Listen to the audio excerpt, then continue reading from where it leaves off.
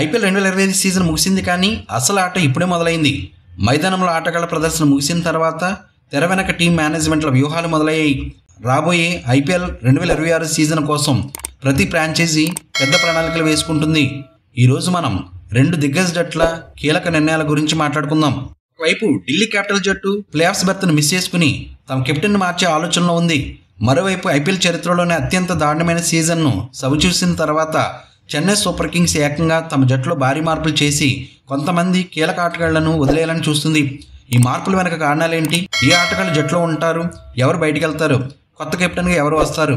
ఇలాంటి ఎన్నో ఆసక్తికరమైన విషయాలను ఈరోజు మనం వీడియోలో వివరంగా డిస్కస్ చేద్దాం. వివరంగా విశ్లేషిద్దాం. మన వీడియోలో మొదటి టాపిక్ ఢిల్లీ క్యాపిటల్స్ కొత్త సారథి కోసం చేస్తున్న వేట గురించి తెలుసుకుందాం. ఐపీఎల్ 2025లో ఢిల్లీ క్యాపిటల్స్ జట్టులో అక్షర్ పటేల్ కెప్టెన్గా వ్యవహరించారు. గతంలో రిషబ్ పంత్ గైర్హాజరీ కారణంగా జట్టుకు నాయకుడిగా వ్యవహరించిన అక్షర్ పటేల్ 2025 సీజన్లో పూర్తి స్థాయి కెప్టెన్గా మొదటిసారి బాధ్యతలు తీసుకున్నారు. అయితే జట్టు మొదటి 4 మ్యాచ్ల్లో వరుస విజయాలు సాధించి అద్భుతమైన ఆరంభాన్ని ఇచ్చిన ఆ తర్వాత కథ అడ్డం తిరిగింది. అనూహ్యమైన పరాజయాలతో ప్లేఆఫ్స్కి అర్హత సాధించడంలో విఫలమైంది. ఈ నిరాశజనక ప్రదర్శన జట్టు యాజమాన్యాన్ని కెప్టెన్సీ మార్పుపై ఆలోచించేలా చేసింది. అక్షర్ పటేల్ జట్టులో కీలక ఆటగాడిగా కొనసాగుతాడని, కానీ కెప్టెన్సీ బాధ్యతలను వేరే ఆటగాడికి అప్పగించే అవకాశం ఉందని సమాచారం. ఈ కీలకమైన స్థానం కోసం కొన్ని పెద్ద పేర్లు కూడా వినిపిస్తున్నాయి. Number 1 KL Rahul. కెప్టెన్సీ రేసులో అగ్రస్థానంలో ఉన్నది కేఎల్ రాహుల్. గతంలో లక్నో సూపర్ జైంట్స్ కెప్టెన్గా 3 సీజన్లు వ్యవహరించిన రాహుల్ మెగా వేలంలో ఢిల్లీ క్యాపిటల్స్లో చేరాడు. గత సీజన్లో కెప్టెన్సీ ఆఫర్ వచ్చిన రాహుల్ దాన్ని తిరస్కరించాడు. అయితే అతని నాయకత్వ అనుభవం, అద్భుతమైన బ్యాటింగ్ నైపుణ్యాలు అతన్ని బలమైన అభ్యర్థిగా నిలబెట్టాయి. అతని స్థిరమైన బ్యాటింగ్, క్లాస్ శైలి జట్టుకు చాలా బలాన్ని ఇస్తాయి. అతను గనక తన నిర్ణయాన్ని మార్చుకుంటే ఢిల్లీ క్యాపిటల్స్కు ఇది ఒక గొప్ప ఎంపిక అవుతుంది. Number 2 Sanju Samson and Yashasvi Jaiswal. Sanju Samson Rajasthan Royals జట్టును వీడనున్నట్లు వస్తున్న వార్తల నేపథ్యంలో అతను ఢిల్లీ క్యాపిటల్స్కు సహజమైన ఎంపికగా మారాడు. అతని దూకుడు బ్యాటింగ్ శైలి, నాయకత్వ అనుభవం ఏ ఫ్రాంచైజీకైనా ఆకర్షణీయమే. ఒకవేళ ఢిల్లీ క్యాపిటల్స్ అతని వేలంలో దక్కించుకోగలిగితే శాంసన్ కెప్టెన్గా ఎంపిక కావచ్చు. ఒకవేళ సంజు శాంసన్ రాజస్థాన్ రాయల్స్తోనే ఉండిపోతే యశస్వి జైస్వాల్ మరో ఆప్షన్గా కనిపిస్తున్నాడు. జైస్వాల్ యువకుడు, భవిష్యత్తు నాయకుడిగా ఎదిగే సామర్థ్యం అతనిలో ఉంది. ఢిల్లీ క్యాపిటల్స్ అతనికి కెప్టెన్సీ ఆఫర్ చేసి జట్టులోకి తీసుకునే అవకాశం ఉంది. ఇది ఫ్రాంచైజీకి ఒక దీర్ఘకాలిక పెట్టుబడి అవుతుందని అనుకుంటున్నారు. Number 3 Steve Smith and pop du Plessis.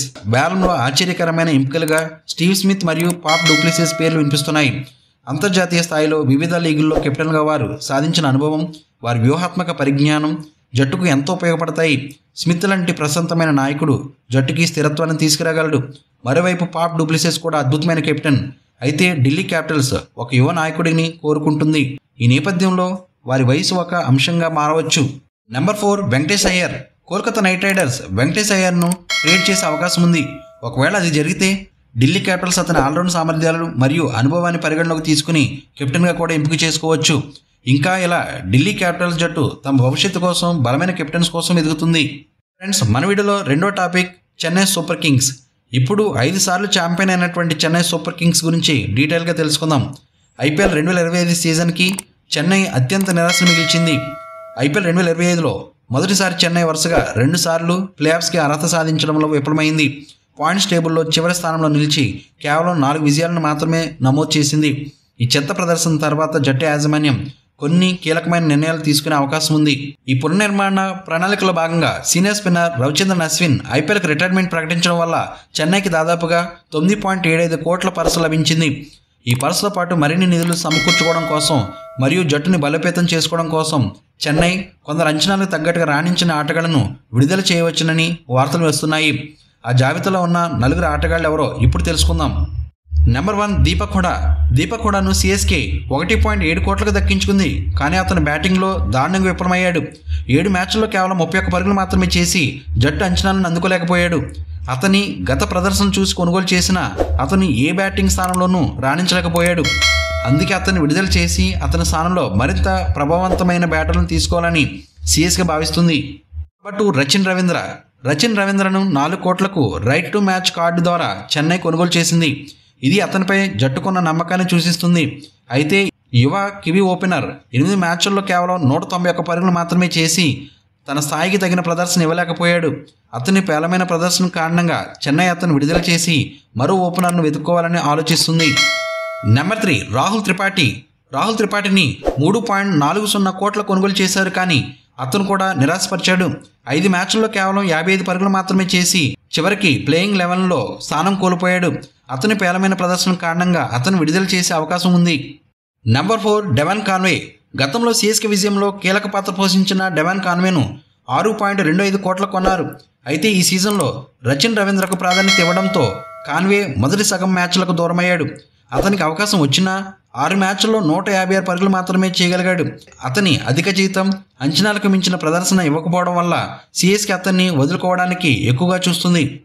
మొత్తానికి ఐపీఎల్ 2026 సీజన్ ఢిల్లీ క్యాపిటల్స్ మరియు చెన్నై సూపర్ కింగ్స్ రెండింటికి చాలా కీలకం కానుంది. ఢిల్లీ క్యాపిటల్స్ తమ జట్టుకు నాయకత్వం వహించడానికి కొత్త కెప్టెన్ కోసం వేట మొదలు పెడితే, చెన్నై సూపర్ కింగ్స్ పేలమైన సీజన్ నుంచి కోలుకోవడానికి తమ జట్టులో భారీ మార్పులు చేయబోతుంది. ఈ రెండు జట్లు ఎవరిని ఎంపిక చేసుకుంటాయో, వచ్చే సీజన్లో ఎలా రాణిస్తాయో వేచి చూడాలి. ఫ్రెండ్స్, ఈ వీడియో మీకు నచ్చితే లైక్ చేయండి. మీ అభిప్రాయాలు కింద కామెంట్ సెక్షన్లో తెలియచేయండి. అలాగే మరిన్ని ఆసక్తికరమైన క్రికెట్ అప్డేట్స్ కోసం మన ఛానల్ తప్పకుండా సబ్స్క్రైబ్ చేసుకోండి. Thank you for watching. జై హింద్.